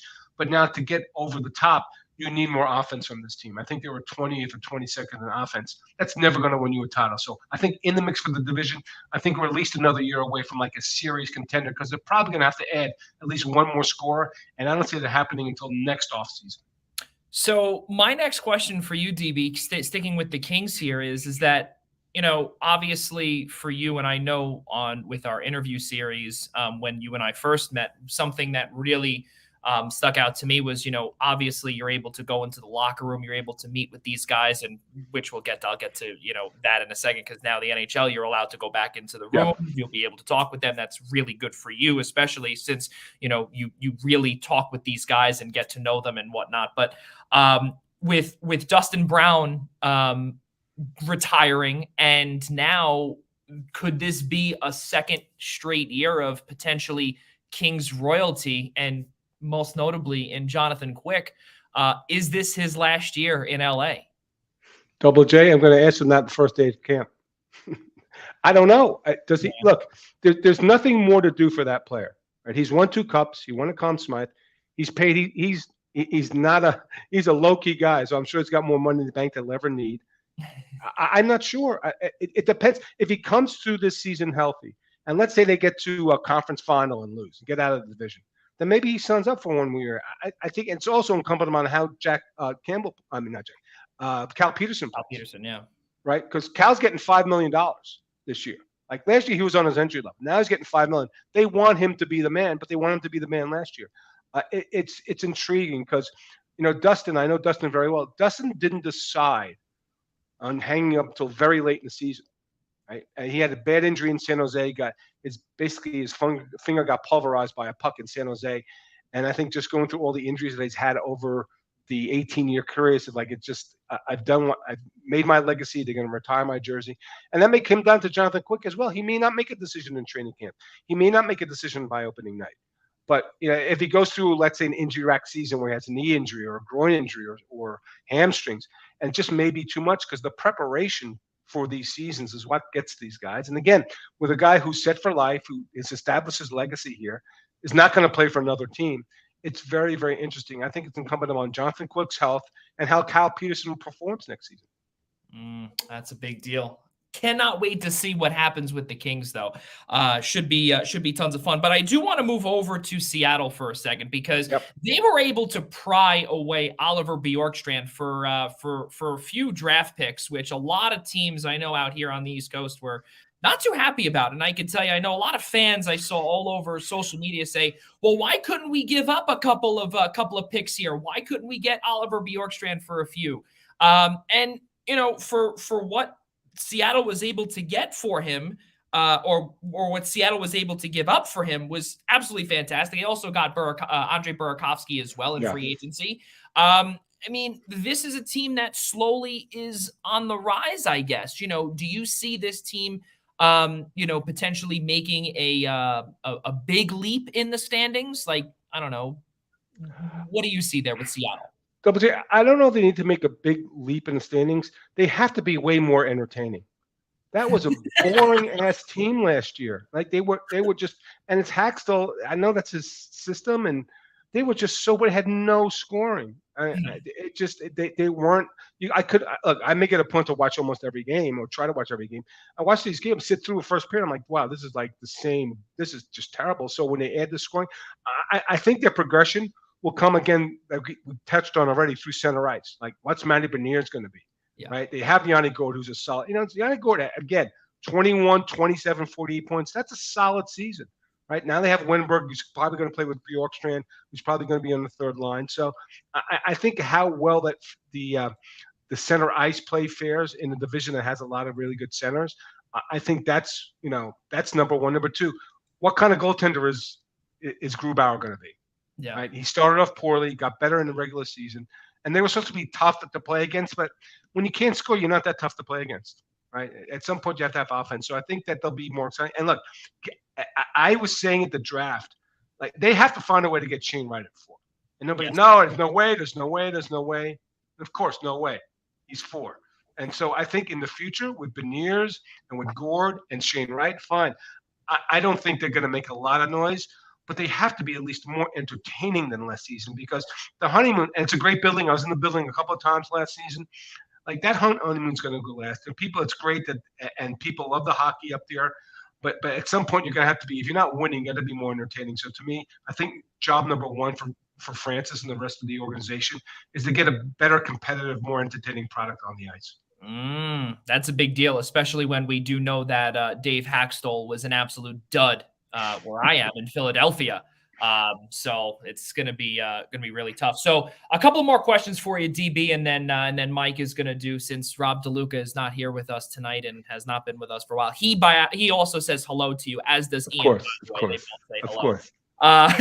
So my next question for you is Vancouver, because we saw obviously the trade that was made. Oliver Ekman-Larsson was supposed to be, this big time guy that was come over from Arizona and was supposed to, make everything better. Not the case whatsoever. And there were also rumors that I saw all over social media that that Vancouver might be potentially shopping him. That rumor died fast, but I mean, again, when you're paying this man $7.26 million, and I think there was a retained salary on that with maybe $1 million or whatever.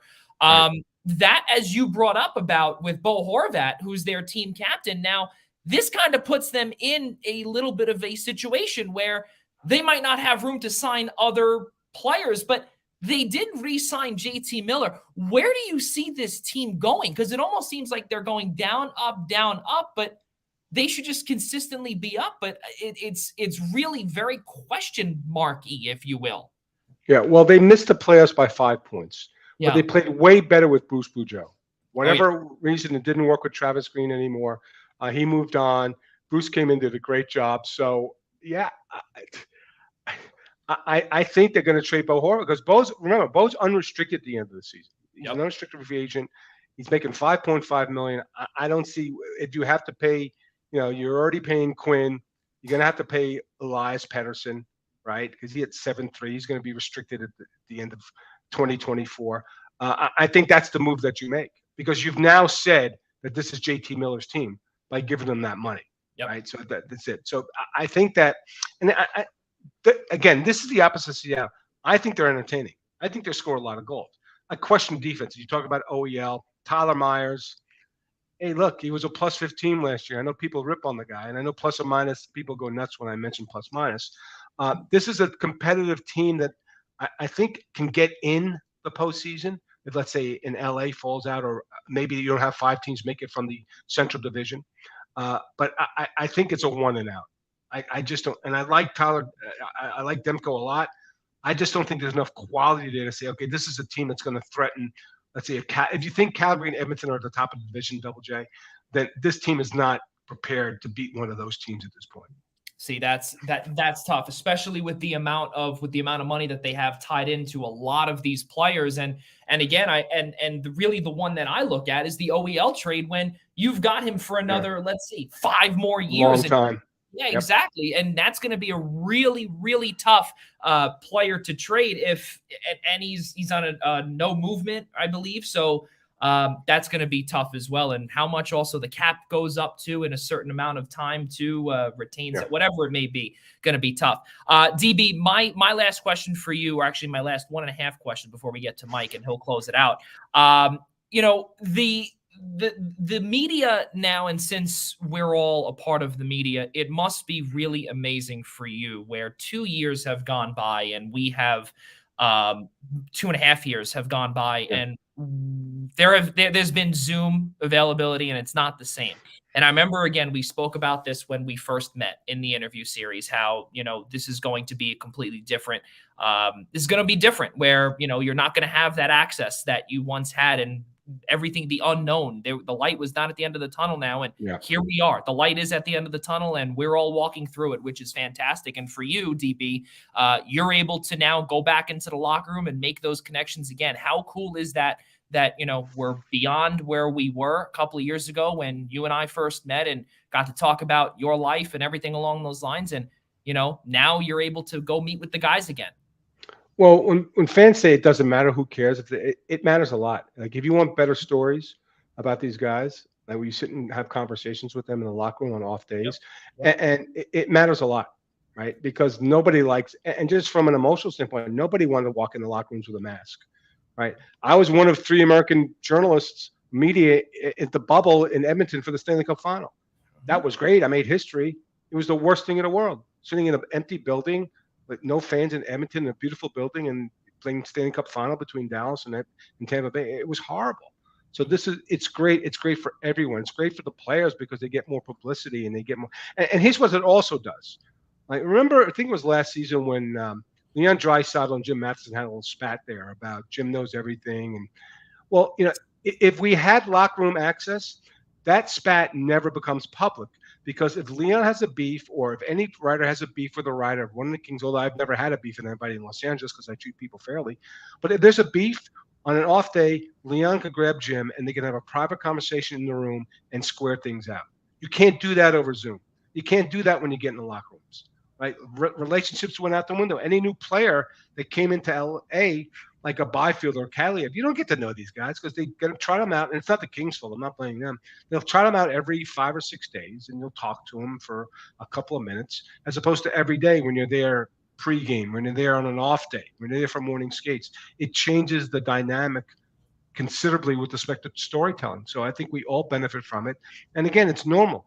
I can't wait. And look, I went to their rookie camp, and I was in the Ontario Reign locker room with the kids, but I was, I didn't have a mask on. It was great. But I can't wait for next Thursday where we kind of walk in the locker room and say to Drew Doughty, hey, Drew, you never wanted us in the locker rooms anymore, but guess what? We're back. Oh, I cannot wait to see that reaction too when from him when you tell him that. That's fantastic. I mean, listen, and again, as both Mike and I were a part of the media as well for obviously not professional, but college stuff. It's really good that that'll all be happening. So I personally am very happy for you and for the entire for all media that way. My last question for you, DB, before Mike takes it over. The Rams, I mean, you were there. Listen, what happened? What happened? I picked them in my survivor pool. I'm out. Thanks a lot. Unbelievable. I wouldn't be picking against the Bills, a team against the Bills in the survivor pool, number one. Number two, like, are you like a Jet fan? No, I'm an Eagles fan. Okay, well, they did well. What happened? They played a damn good team. Yep. That's what they did. Josh Allen's fantastic. And their defense is – Von Miller had 2 sacks. He was a wild man. So it was the wrong team to open up against. And I get it. It was Thursday night, and you want to open up against one of the elite teams against elite teams. And, look, they missed Andrew Whitworth. It's not the same team. They miss OBJ. It's not – it's still a real – and I love – look, Cooper Kupp's my man. Matthew Stafford proved everybody wrong. But that's a tough opener. Now, if it's the same result on Sunday against the Atlanta Falcons, then I'll be worried. But one season, and then I see San Francisco lose. They don't look great. I mean, Seattle's leading the division with Geno Smith as the quarterback, so I'm not worried yet. Mike, conclude our always laughing chat with DB. Yeah, so DB, just to round it up overall in the division, you alluded to it before. Are we looking at, in terms of the standings, are we looking at a similar sort of playoff picture? Is it going to be a little bit tightening in the standings? Who's going to win the Pacific Division? How many points is it going to take? Well, to Mike, to answer the question, I don't think the winner's going to have 111 like they did last season. I think there's more strength at the bottom of the division. Teams are a little bit better.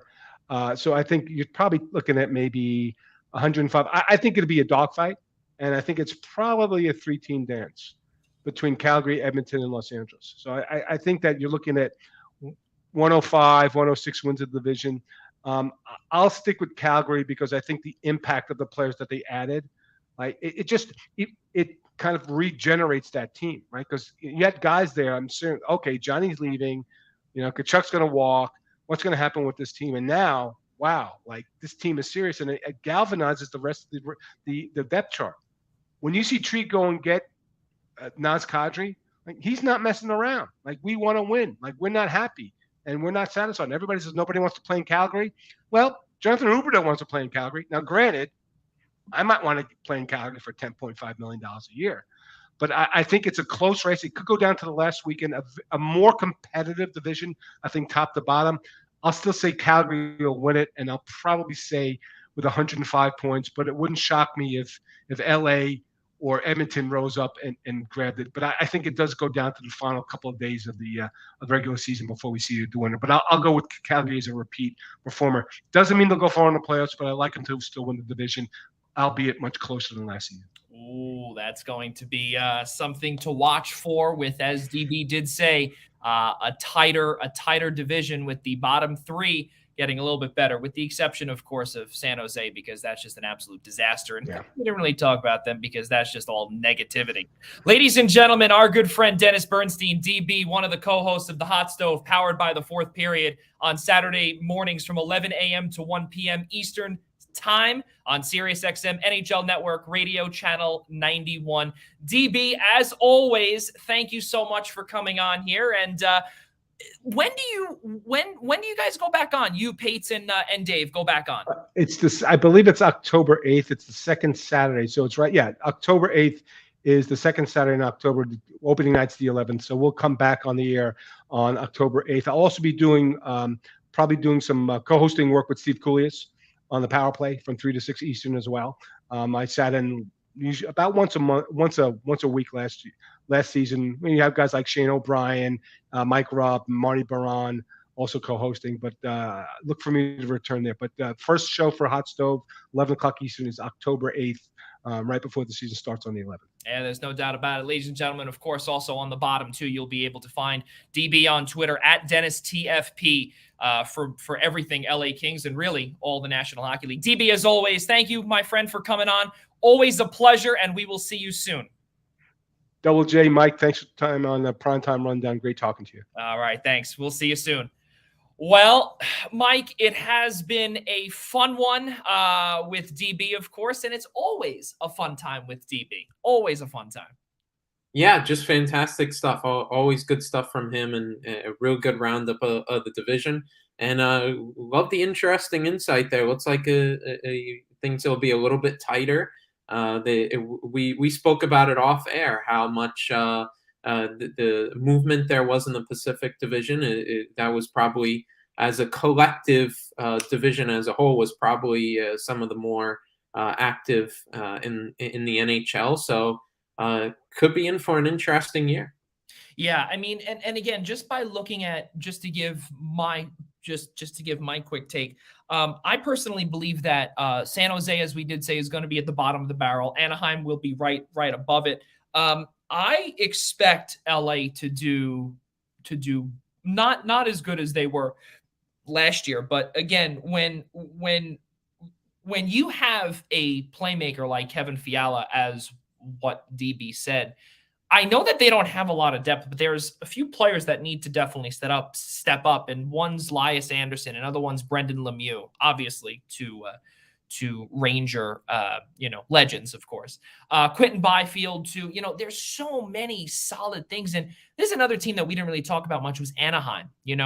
Ryan Strome, Frank Vetrano joining them. Now, I feel like Vetrano might have been a one-year wonder. I think if he would have re-signed with the Rangers, it would have been a little bit better because he's got that chemistry there already. And I think they're going to miss him, the Rangers, which we'll get to in a few weeks.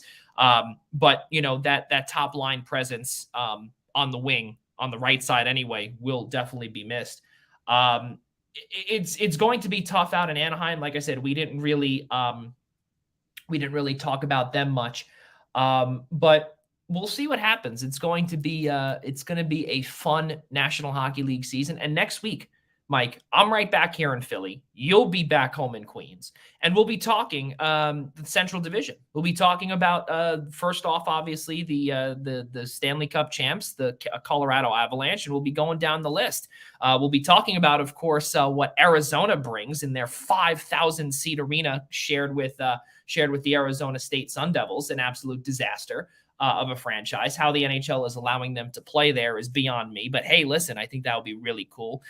All of those ticket prices are actually astronomical. Why? Yeah. Because it's again supply and demand. There's a lot of demand to go see an NHL team pretty much play in like Kraft Hockeyville games for 41 games.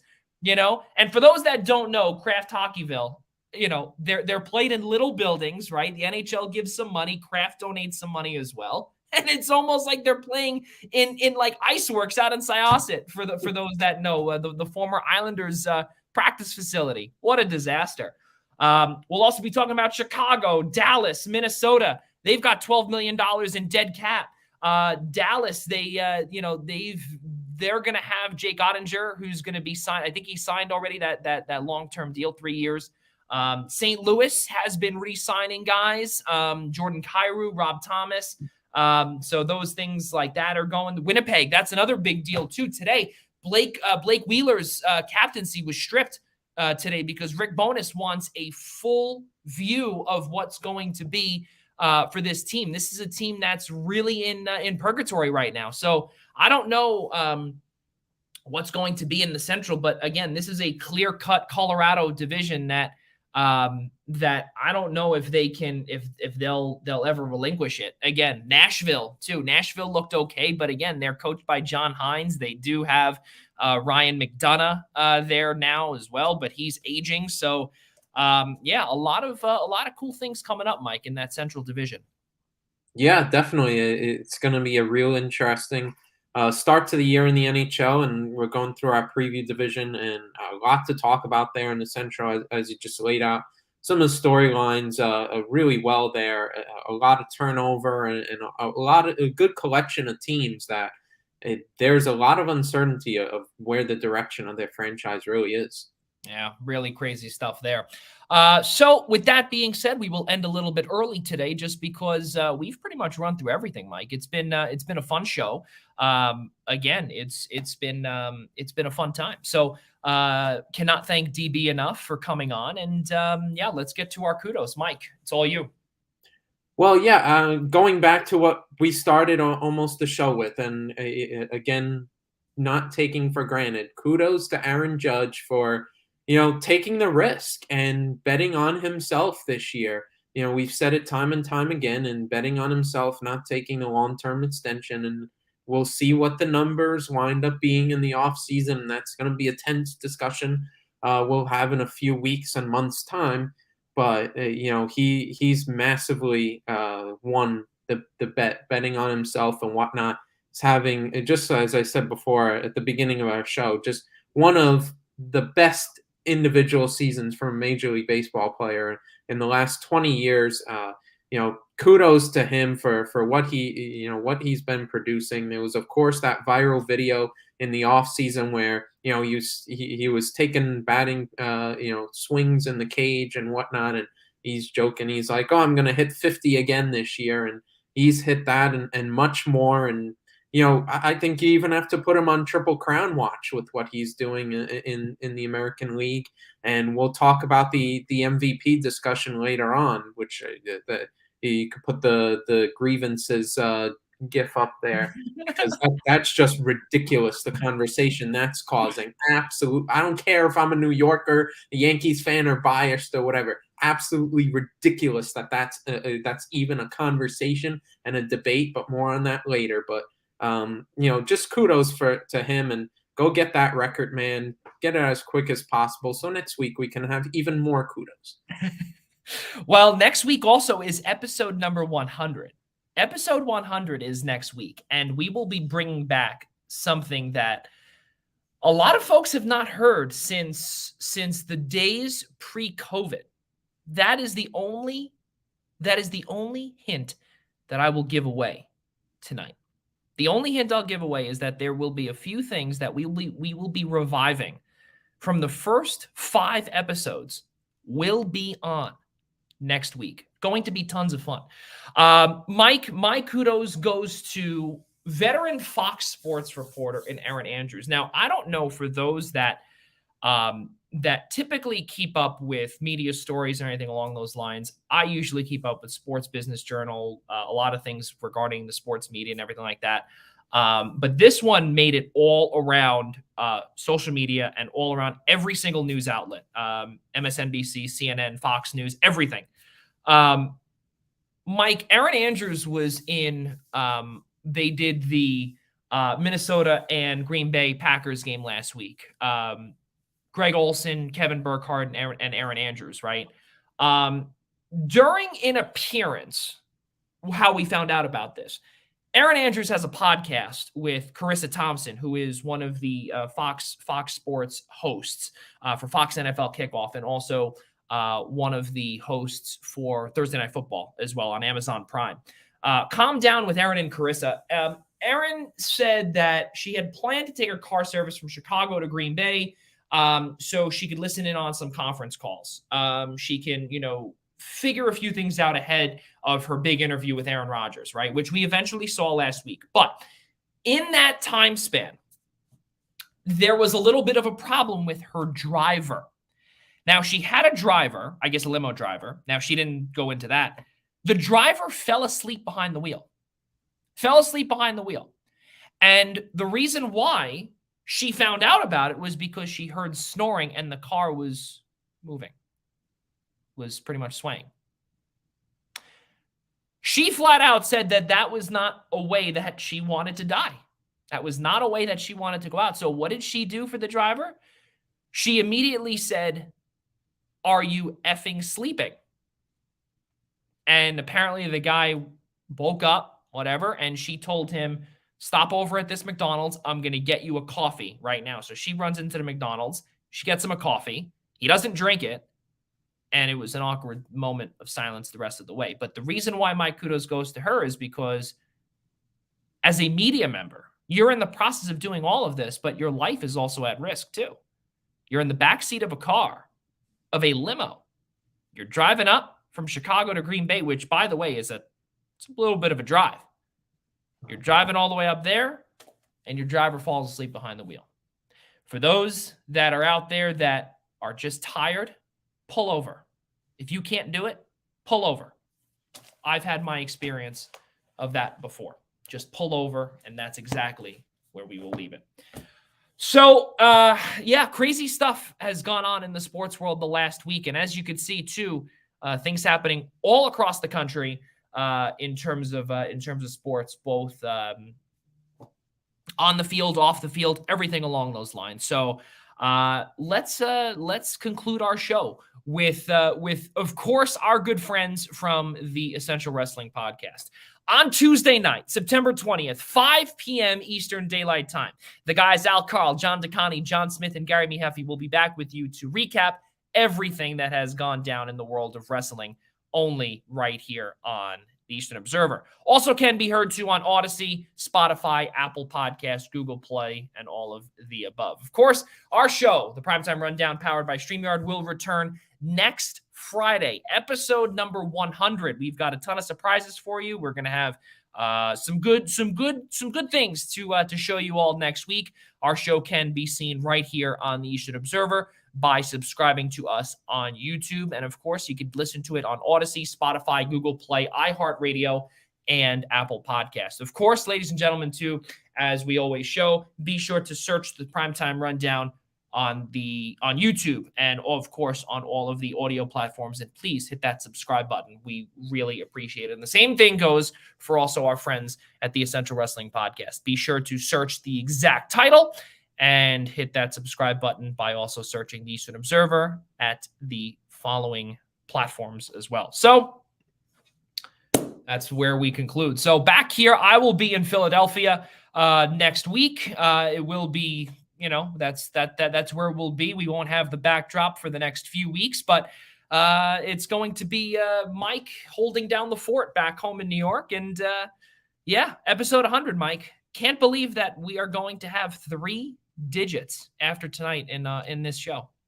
Yeah, it's absolutely incredible. And when, it seems like so long ago and first coming on with you guys, recurring guest and whatnot, and it seems so far ago. And it was like, episode 60s, 70s and whatnot. And we've come all this way, all these weeks, fantastic shows. We've had such great guests on over the last, year, months, whatever that I've been in and out and now full time on. We've had a lot of great conversations, a lot of great moments, and fantastic to get to number 100. And, God bless for the amazing times that we've had. And, here's to another 100. Absolutely. Cannot wait to show everyone what episode 100 will be like. Ladies and gentlemen, for my co-host, Mike Szabo, our good friend Ian Schraier, who's out on paternity leave, he will be with us later on in the year. I'm Joey Jarzynka, and for all of us here at the Primetime Rundown in the Eastern Observer and the Blackjack Media Group, we will see you all next Friday night when we host episode 100 right here on the Eastern Observer. So long, everybody.